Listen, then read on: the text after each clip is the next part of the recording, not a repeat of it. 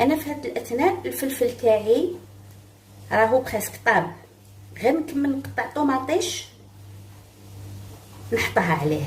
خليته تقريبا واحد 20 دقيقه وهو يطيب، غير بالعقل ابتي فو.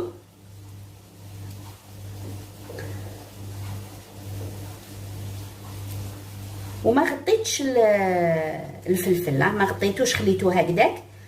صح دركا كي نحط الطوماطيش نغطيه ونخليه يكمل يطيب بالعقل. شوفوا دائما كي نكونوا نقطعوا طوماطيش، اذا كان شفتوا فيها هكذا هاد الخضر دائما نحوه.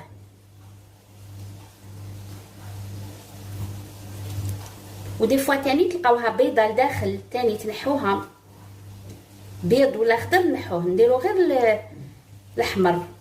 طوماطيش كي تكون حمراء